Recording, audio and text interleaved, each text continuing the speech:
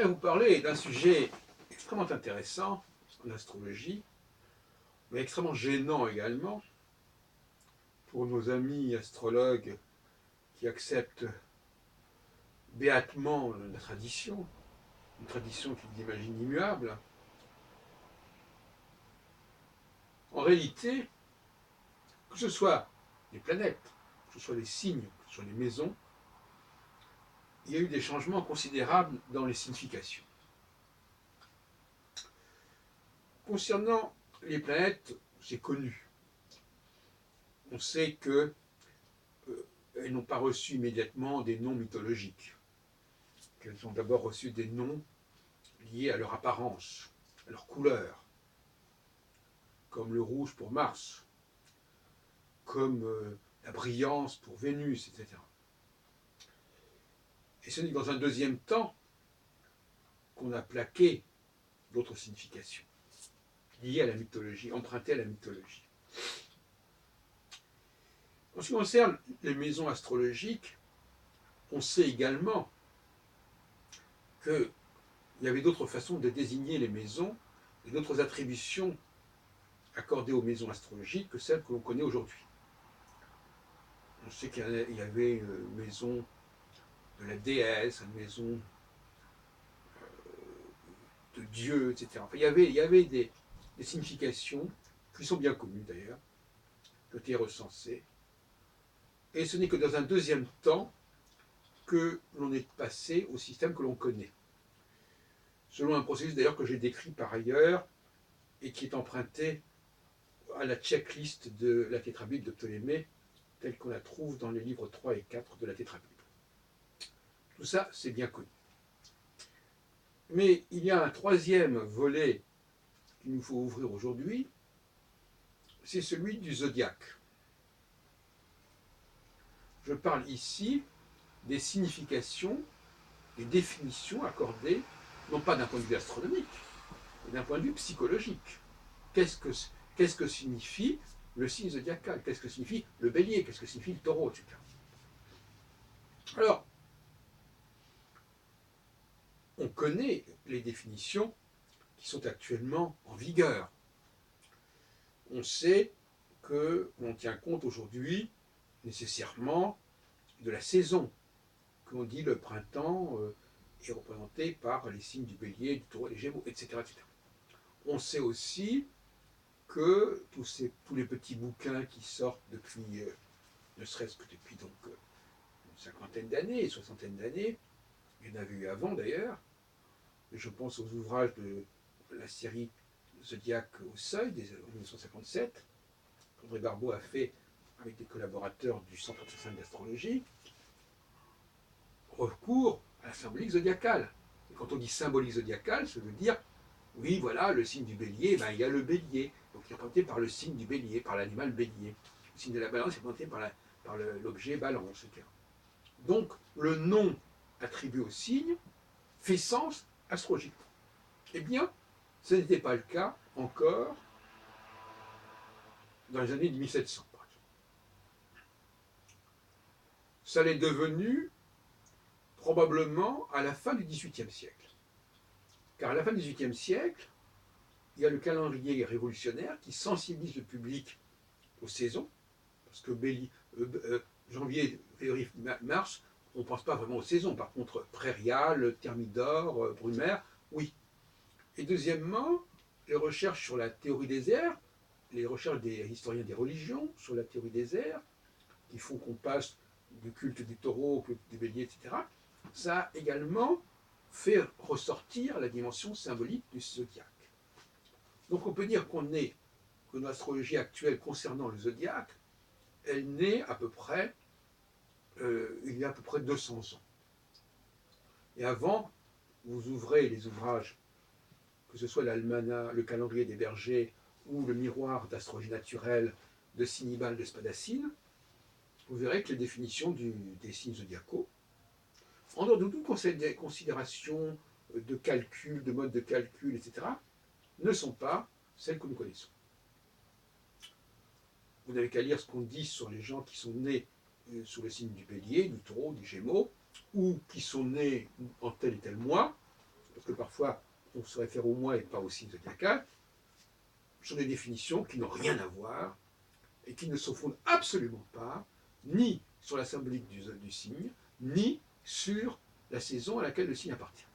Alors, je vous dirai très franchement, je n'ai pas compris sur quoi c'était fondé. Mais je recommande à toute personne de lire les descriptions qui sont dans un certain nombre d'éditions du calendrier des bergers, par exemple, et vous verrez, à la fin, vous verrez que les descriptions qui sont données ne correspondent absolument pas, ni de près ni de loin, à ce que nous avons l'habitude de dire en astrologie sur les signes zodiacaux. Voilà, c'est ce que je voulais dire. Bon, donc ça je ne l'avais pas dit, ça n'avait pas été mis en évidence, mais je vais vous assurer que cette expérience est extrêmement frappante. Je vous conseille de la tenter. Procurez-vous, je crois qu'il y a une édition moderne du calendrier des bergers et une édition moderne de l'essai du miroir de l'astrologie naturelle de Sinibald Espadacine. Vous verrez que ces définitions n'ont rien à voir. Et je tiens à préciser que ce point n'avait jamais été signalé jusque-là.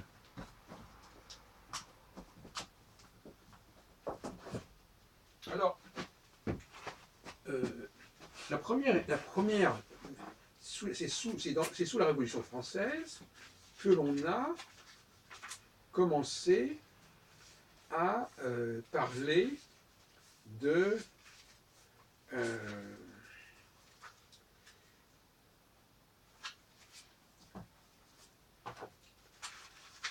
du rapport entre les signes zodiacaux et les moments de l'année. Je suis en train de chercher le passage où j'en parle.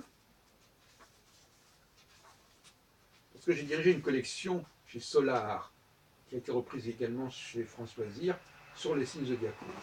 En 1980, avec Catherine Aubier, Françoise Collin, Dorothée Cochin-Bismont et Brigitte Chéret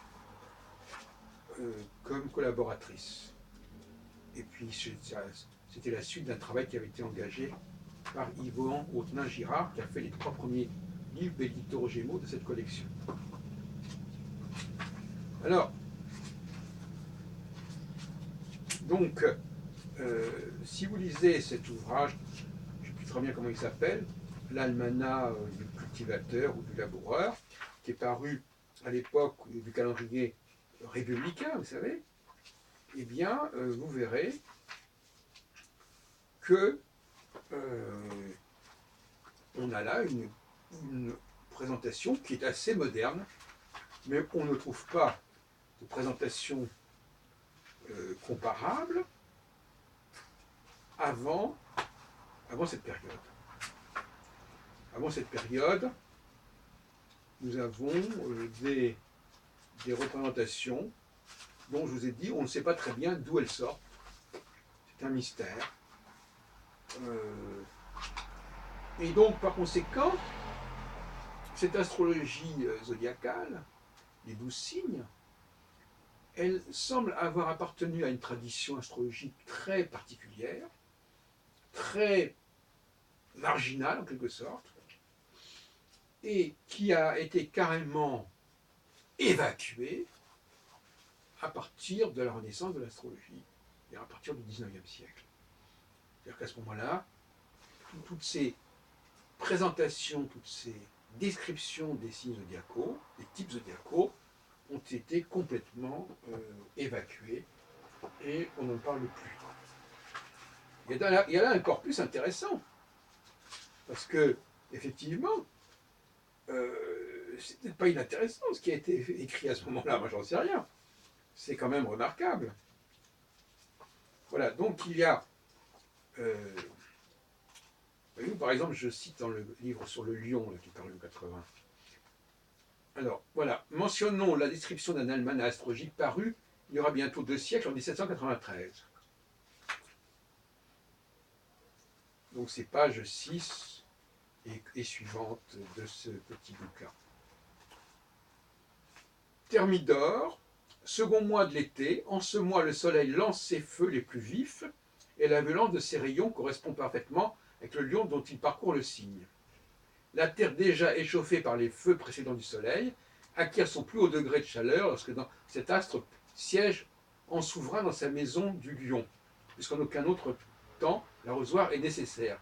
Vigilant jardinier, abreuvé sans cesse la terre que l'eau mise en réserve soit alors prodiguée pour étancher le sol. Distribuez-la sagement dans les canaux entrecoupés d'écluses. Thermidor de Thermos la chaleur fut d'ailleurs un mois chargé de souvenirs historiques. Donc effectivement, ça c'est moi qui commente. Voilà. Donc nous avons là, qu'est-ce que je dis encore?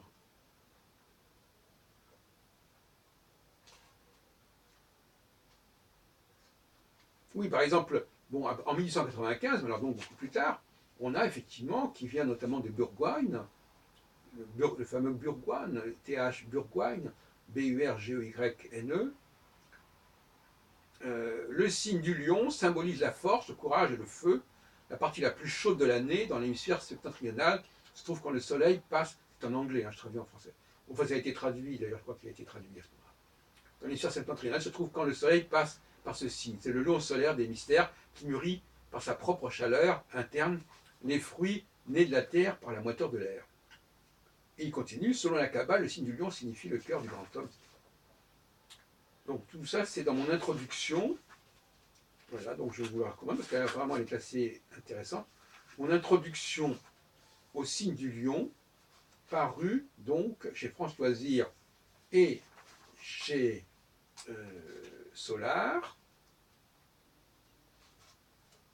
Et c'est un bouquin qui a été rédigé par Brigitte Chéret et dont j'ai écrit l'introduction, puisque j'étais le directeur de l'ensemble.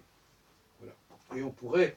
Donc voilà. Donc je crois que vous avez compris l'intérêt de mon intervention, qui consiste à dire que les significations que l'on attribue actuellement aux signes zodiacaux sont nouvelles et qu'elles n'étaient pas en circulation avant, je dirais, la Révolution française, en tout cas, oui, je dirais, avant les années 1780-90, à peu près. Et donc on voit bien que la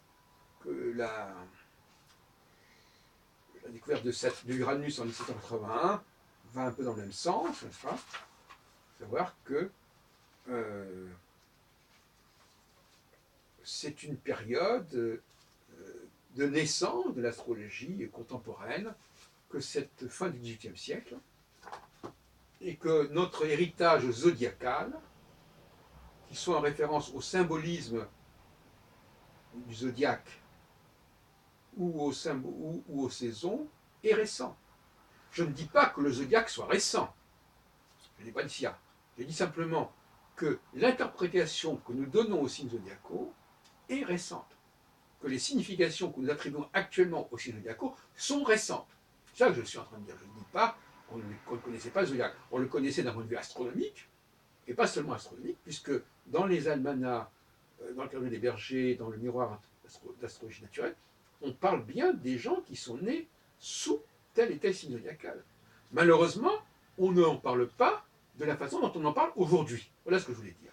Voilà. Donc, pour conclure, nous avons donc un système zodiacal, de signification zodiacale, qui n'est connu que depuis, qui n'est élaboré que depuis 200 ans. Hein, les 200 ans, on était en 1816. Enfin, depuis, oui, c'est ça. Et un système de signification planétaire, de signification des maisons astrologiques, qui est également relativement tardif. Il peut pas être, il est certainement, il n'a pas plus de 2000 ans, de toute façon. Et un système de baptême des planètes, qui est également relativement tardif aussi, et qui a été mis à la sauce mythologique. Sans parler, bien entendu, des planètes qu'on ne connaissait pas et qu'on a nommées depuis le XVIIIe siècle, depuis la fin du XVIIIe siècle, avec l'Uranus en 1781, Neptune en 1946, Pluton en 1930, et Cérès et les premiers astéroïdes à partir de 1801. Bon, voilà la situation.